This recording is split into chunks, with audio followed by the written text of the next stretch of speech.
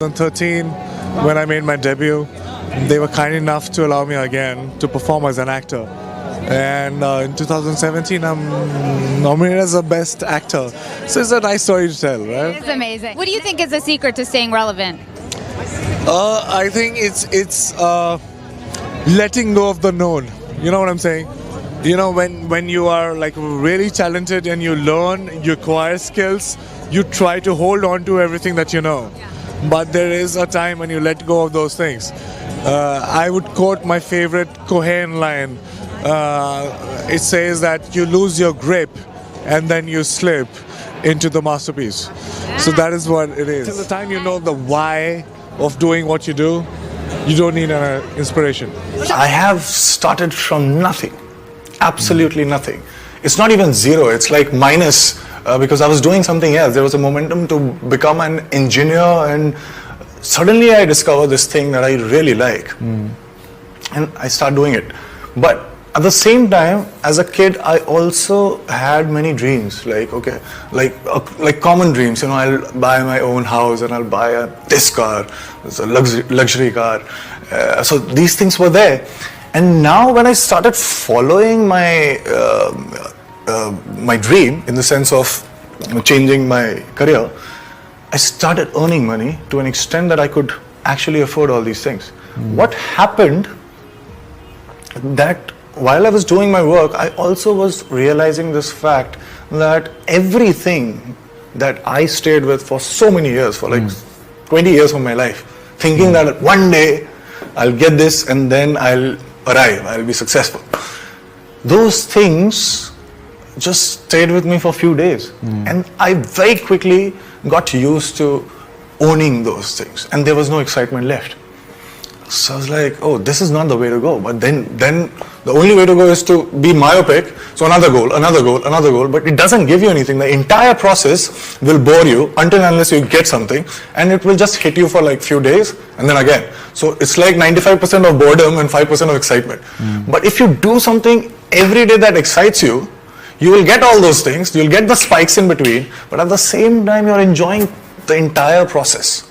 This is the hunger for learning that I understood with my experience of my life. Failures and why does something happen? There are two things.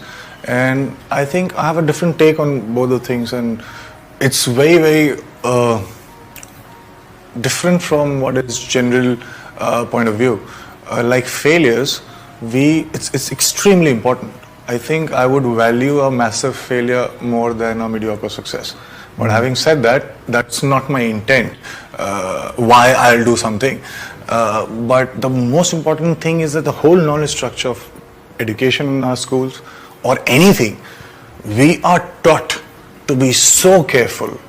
We are taught to not fail, you have to succeed. That's fine, you want to succeed, you please succeed. But being careful is the problem. You need to learn how not to be careful. You need to try different things. Only then, once in like 100 times or 200 times, you'll hit on something that's completely fresh. And that's going to change everything for everybody.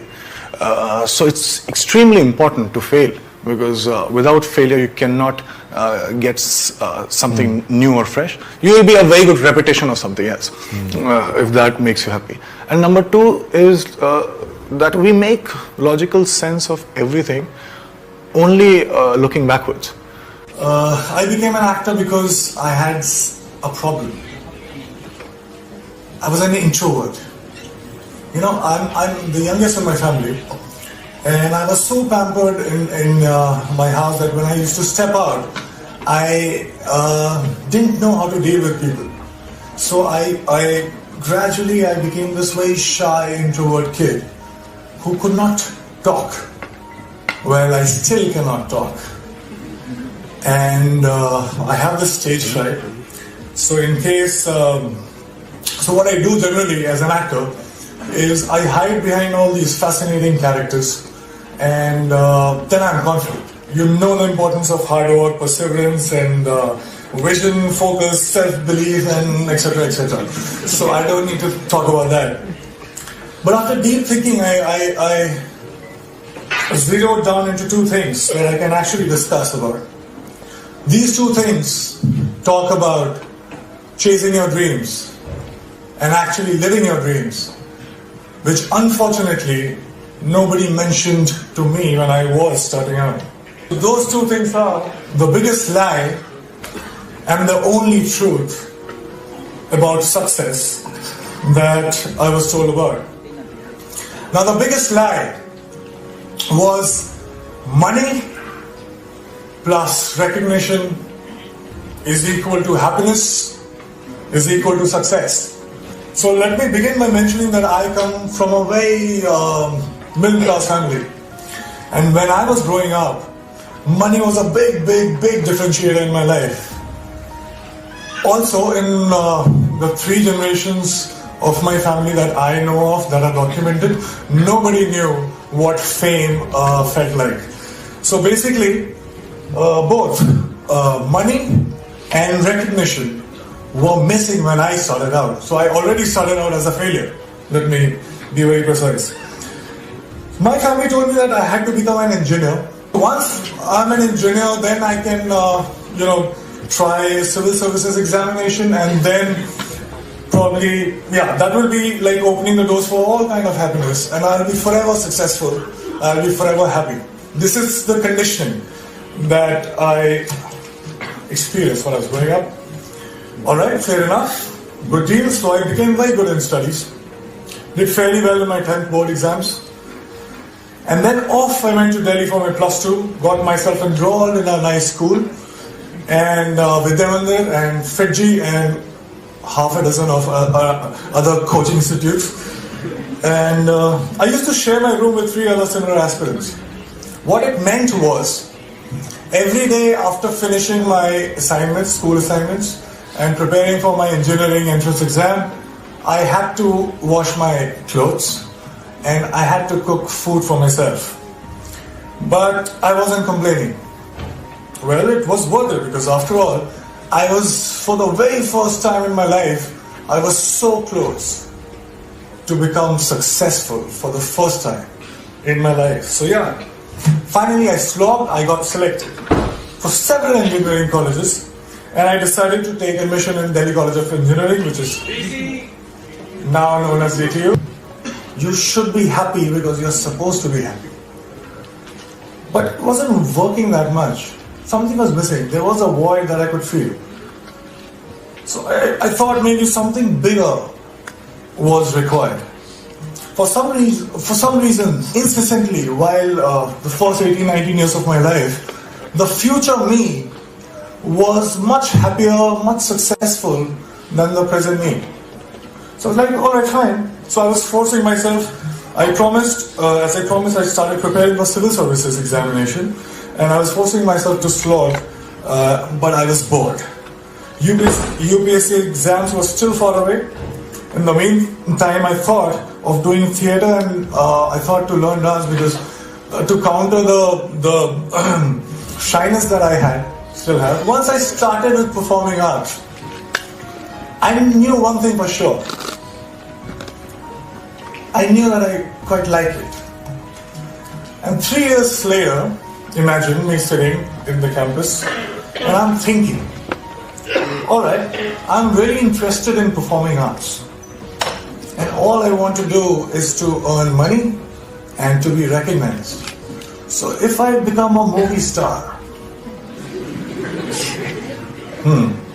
I actually was very serious, and I dropped out of my college in the 3rd year, when I was just 2 semesters away from getting the degree, engineering degree. Came to Mumbai, got heavily into theatre and also other skills that I thought were necessary to become an actor. And by the way, this time I stayed with 6 other guys in a single room kitchen, but this time I was prepared for it. This time there was one difference. I was driven. My self-respect was at stake. My ex-college mates, one of them is sitting right here in black shirt, they thought that I was that disaster that folks in engineering and B schools should never become. So I had to prove a point to everybody. I had to prove a point to my family. Most importantly, I had to prove a point to myself. And this was the time when I was also a background dancer. So I was dancing behind all the possible stars that you can think of, Shah Rukh Khan, Shahid Kapoor, everybody. And I was thinking to myself while I was performing, okay, it's just 3 steps away. There, I have to get. And everything will be sorted. And I kept going like that. And 2 years later, guess what? I got myself my first big break. I was selected for a primetime show on the TV. Now hear me out, it was seriously a big break. Because I started earning. People started recognizing me. I bought myself my first dream house. I bought myself my dream car. And then something unusual happened. I got used to everything. And I felt cheated. I stayed with all these dreams for 10 and 15 years of my life. I was promised happiness and I was promised success. But all these things stayed with me just for a few days. And I'm punctuating me because I started from zero money and zero recognition. So I was not happy. How can that it be? I didn't like this version of success. And the future me again was luring the present me. But this time, I decided otherwise. I would do something else. So that gets us to the second point, which is the only truth. I won't take too much time, I'll just try to keep it short. I figured something. I figured that something, seemingly big things, were not that big once I got them. And looking back in the past, I realized that maybe smaller things were way bigger. And there was one thing that was missing in my life that was the cause of this illusion. And that thing that was missing was now. I was, all these years, I was obsessed about what's gonna happen. I used to draw those flowcharts that we are taught in schools. If this happens, I'll do that, and 6 months from now, I'll be here. So I wanted to be in control. I was so obsessed about my future. I was taking the entire responsibility about the past, but all I was doing was frequently swinging from past to future, not living in actual sense. Well, I also figured that when I perform on stage or in front of camera, I'm so much excited. I am so much interested.